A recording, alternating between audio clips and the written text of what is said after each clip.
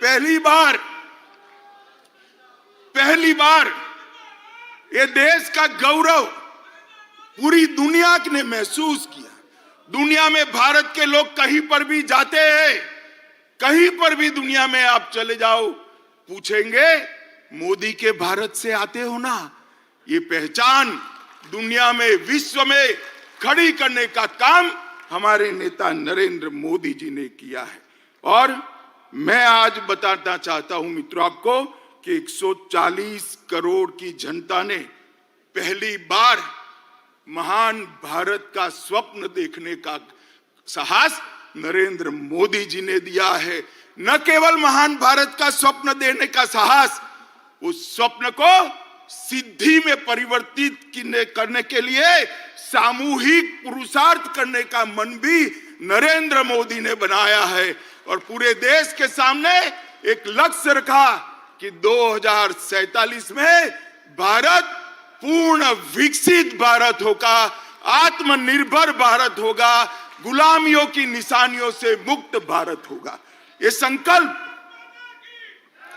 संकल्प पहली बार 140 करोड़ की जनता के सामूहिक संकल्प के माध्यम से आज विश्व के सामने उभर कर आया है। और इस संकल्प का एक्नॉलेजमेंट भी पूरा विश्व कर रहा है। मित्रों, मोदी जी ने 10 साल के अंदर कई सिद्धियां प्राप्त की हैं। गरीबी से मुक्ति, भ्रष्टाचार से मुक्ति, जातिवाद से मुक्ति, परिवारवाद से मुक्ति, तुष्टीकरण से मुक्ति।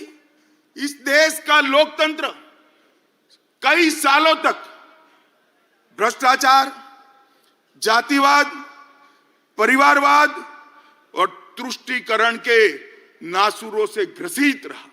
नरेंद्र मोदी जी ने पहली बार भ्रष्टाचार, जातिवाद, परिवारवाद और तुष्टीकरण की राजनीति को समाप्त कर पॉलिटिक्स ऑफ परफॉर्मेंस को एस्टैब्लिश करने का काम नरेंद्र मोदी जी ने किया।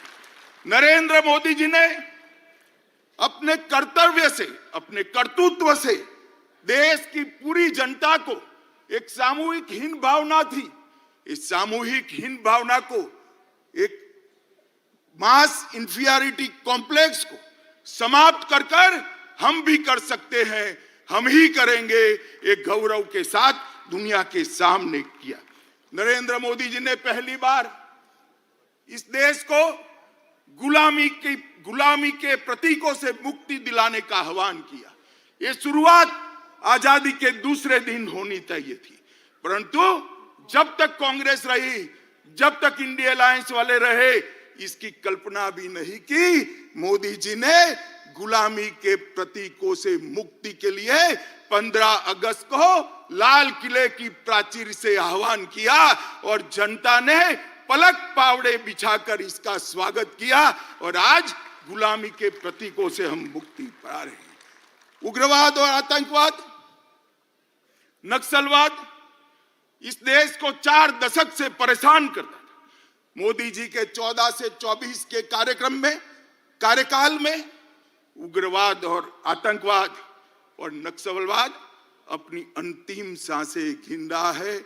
मैं देश की जनता को कहना चाहता हूं, मोदी 3 में ये देश पूर्णतया आतंकवाद, उग्रवाद और नक्सलवाद से मुक्त होकर शांत और समृद्ध भारत बनने की दिशा में आगे बढ़े। भाई और बहनों, मोदी जी के शासन ने कई विरोधाभास खत्म कर दी। एक समग्रता से सोचने वाला नेतृत्व, एक नीति के आधार पर चलने वाला नेतृत्व, एक युग दृष्टा नेतृत्व किस तरह से काम करता है, इसकी मिसाल कायम की है। पूरे आजादी से कालखंड सरकारों की मीमांसा इसी तरह से होती है। ये सरकार किसानों की सरकार है या उद्योगपतियों की सरकार? ये सरकार किसान कल्याण करेगी या इकोनॉमी को आगे बढ़ाएगी? मोदी जी ने बता दिया, किसान कल्याण भी हो सकता है और अर्थतंत्र भी पटरी पर आ सकता है। दोनों के बीच में कोई विरोधाभास नहीं। इस सालों तक बहस का बंटवारा रहा, ये सरकार गांवों की है या शहरों की, यह भी विरोधाभास रहा। या तो आप गांव का विकास कर सकते हो या शहर का कर सकते हो।